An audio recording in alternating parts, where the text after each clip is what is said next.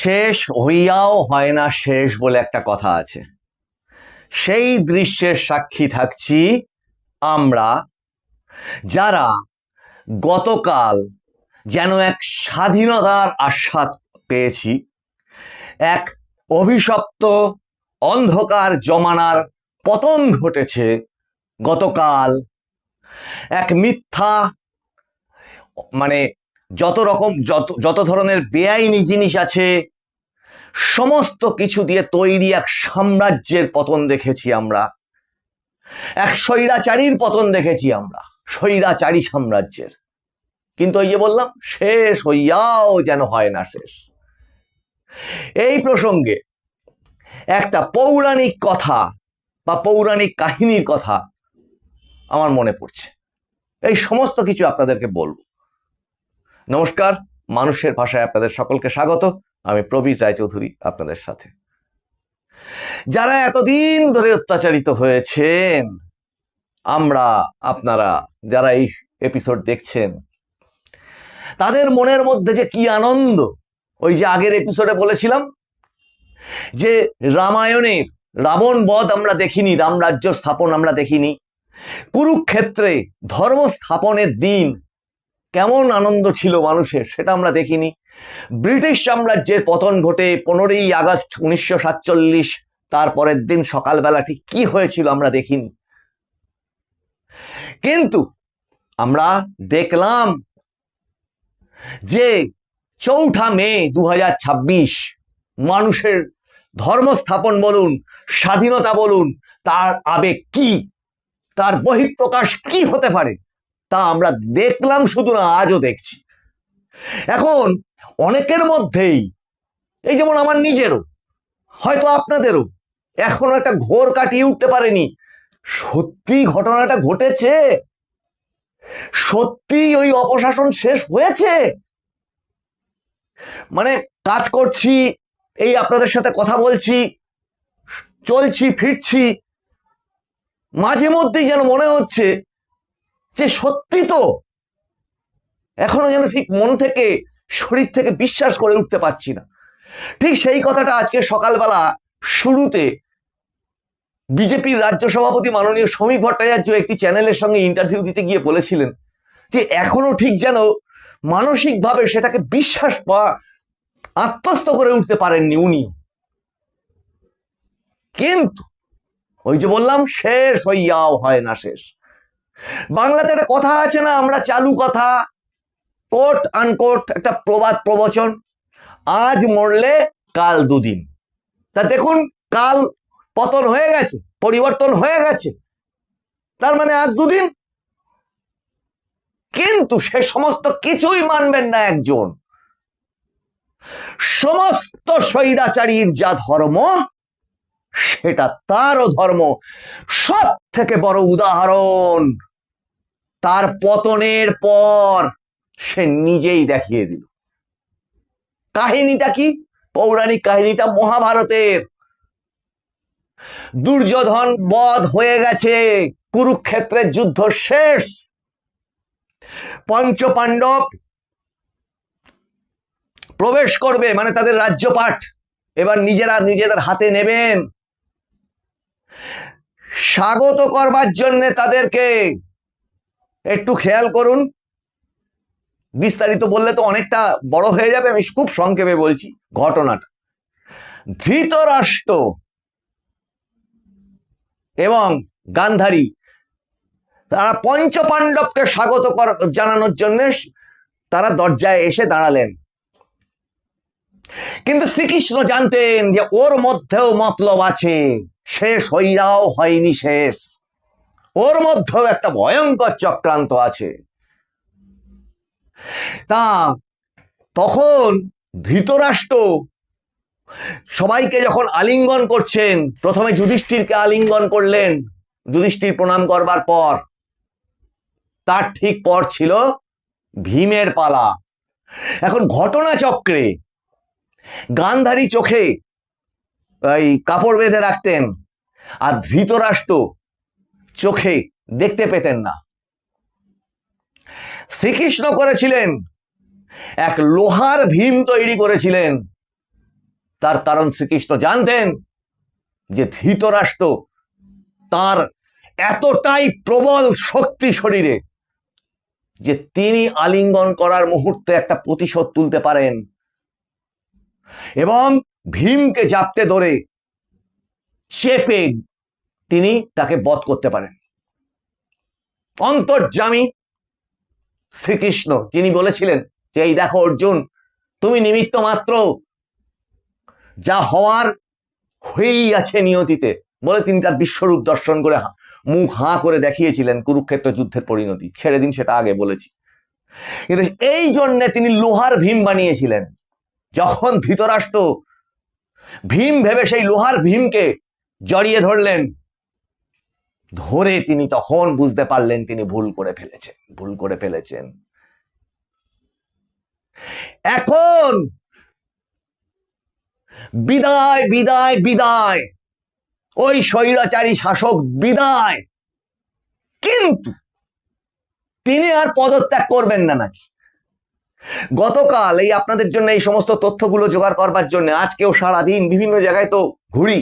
গতকাল বিজেপি রাজ্য পার্টি অফিসের সামনে যখন বিভিন্ন জেলা থেকে অত রাত্রিরে পর্যন্ত বিভিন্ন সমর্থক কর্মীরা সমস্ত আসছে হই হই করতে করতে, সেখান থেকে একজন সমর্থক, তার নাম আমি জানি না, তিনি বলেছিলেন যে দাদা দেখবেন ও হয়তো পদত্যাগ করবে না, ওর যা মানসিকতা, ওর যা মানসিক অবস্থা, ও ক্ষমতা ছাড়া ভাবেই না কিছু, ও নিশ্চয়ই পদত্যাগ করবে না দেখবেন। আশ্চর্য, আজকে ঠিক সেটাই ফলে গেল, উনি পদত্যাগ করবেন না। দেখুন, সমস্ত স্বৈরাচারী শাসক চলে যান পিছনে, যত দূর পর্যন্ত যেতে পারেন, তাদের মৃত্যু না হওয়া পর্যন্ত তারা কিন্তু তাদের ক্ষমতা ছাড়েননি। হিটলার, মুসলিনি, চাউসেস্কু, স্তালিন, হালে, আপনার অন্যান্য আরো অনেক উদাহরণ আছে। স্বৈরাচারী শাসক, তাদের ধর্ম হচ্ছে তারা ক্ষমতাকে এক ছিটে ক্ষমতা ছাড়া বাঁচতে পারে না। আর যার কথায় পুলিশ প্রশাসন উঠতো বসতো চলতো, ভারতের সংবিধান না, তার কথাটাই সেখানে আইন। তিনি ক্ষমতা ছাড়া সকালবেলা দেখছেন যে তার বাড়ির সামনে থেকে যে লোহার বিশাল পাঁচিল দেওয়া ছিল, সেটা সেই মুখ্য সচিবের নির্দেশে সেটা সরিয়ে দেওয়া হলো। কে না, মুখ্য সচিবের নির্দেশে। মাই গড, উনি ভাববেন কি করে ব্যাপারগুলো, যে মুখ্য সচিবকে তিনি বলতেন এই চিফ সেক্রেটারি, যে ডিএম কে বলতেন এই ডিএম ওঠ বা ওঠো, তার বাড়ির সামনে থেকে সেই লোহার পাঁচিল সরে গেল। মানে কালীঘাট চত্বরে ওখানকার বাসিন্দারা যেন সেই লৌহ কপাট মুক্ত হলো, তারা বাঁচার আস্বাদ পেলেন। সেই রাস্তা দিয়ে তাদের যাতায়াত করবার অধিকার ছিল না।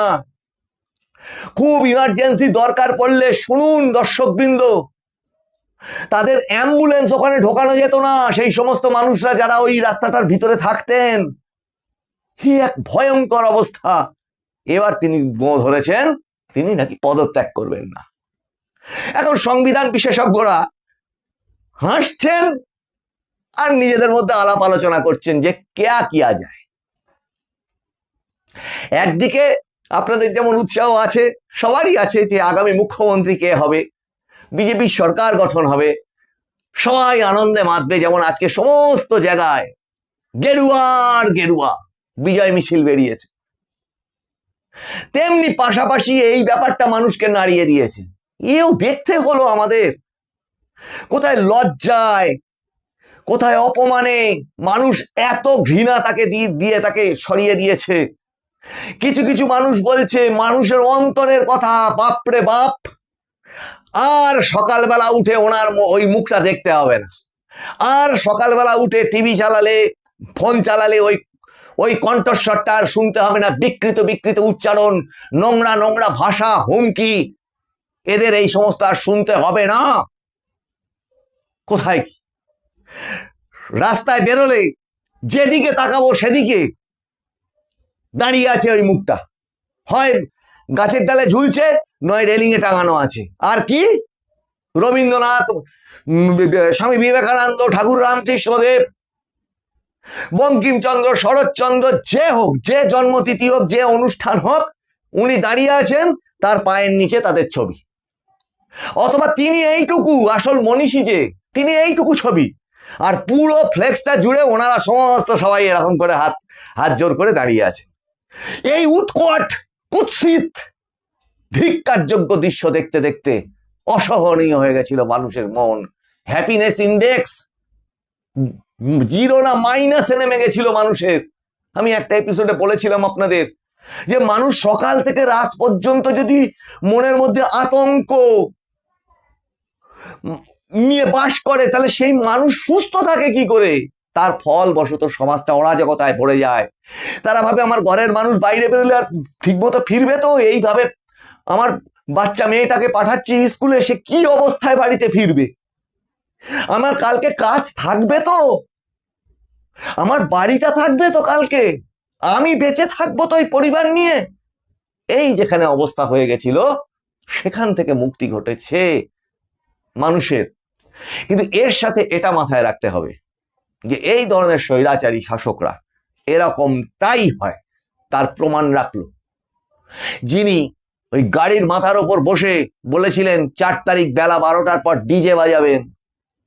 বহু রাস্তার লোক এখন কি বলছে জানেন? গতকাল সমস্ত রাস্তাগুলো যখন কভার করতে করতে যাচ্ছি আসছি, ওই বিজয়ের সমস্ত মানুষ বেরিয়ে পড়েছে যে যেভাবে পেরেছে। আপনাদের সেই এপিসোডটা একটু দেখতে বলবো, আগের এপিসোডটা, বিজয় উৎসবের সেই উল্লাস, যেটা সমস্ত জায়গায় মানুষের একটা দাবি নতুন সরকারের কাছে, খাওয়া পড়া সব হবে, আগে কে অ্যারেস্ট করো, আগে এর সাথে লেজুর যে কটা আছে সব কটাকে অ্যারেস্ট করো। গ্রামে গ্রামে মানুষ একটাই কথা বলছে, তার গ্রামে যে সমস্ত এই ধরনের মুঘল সাম্রাজ্য বসে আছে তাদের অ্যারেস্ট করো, ঢোকাও, জেলে ঢোকাও। যেটা প্রধানমন্ত্রী নরেন্দ্র মোদী প্রতিশ্রুতি দিয়েছিলেন যে 29 তারিখের মধ্যে আত্মসমর্পণ করো, না হলে 4 তারিখের পর যখন ভারতীয় জনতা পার্টির যে সরকার গঠন হবে তাতে প্রত্যেকের হিসেব হবে। এখন সেই হিসেবটা মানুষ দেখতে চাইছে, কারণ স্বৈরাচারীকে সরিয়ে না দিলে সে সরতে চায় না। এই নিয়ে আবার নানান রকম জলগোলা করবে। আমার মনে হয় না এটা খুব একটা গুরুত্ব দেওয়ার দরকার আছে। কিন্তু অ্যারেস্টটা চায় মানুষ, তার কারণ যে কোনো মুহূর্তে, আমি আগে অনেকগুলো এপিসোডে বলেছি, যে কোনো মুহূর্তে এরা পালাতে পারে। সামনে মানুষের কাছে এটা শো করে এই ধরনের আরেকটা কিছু উৎপাত তৈরি করে পিছন দিয়ে টুক করে পালাতে পারে। কারণ ক্ষমতাহীন মমতা, এই মমতা বন্দ্যোপাধ্যায় নিজে ভাবতেই পারছেন না। যেমন আমরা ভাবছি যে সত্যি পশ্চিমবঙ্গের মুক্তি ঘটেছে এই অপশাসন থেকে, আমাদের যেমন একটু ধাতস্থ হতে সময় লাগছে, তো ওনার ক্ষমতা যে নেই, 24 ঘন্টা পার হয়ে গেছে, সেটা উনি ধাতস্থ হতে পারছেন না। অনেকেই পারছেন না ওনাদের মধ্যে, কারণ ওনারা বুঝতে পারছেন যে সব গেছে।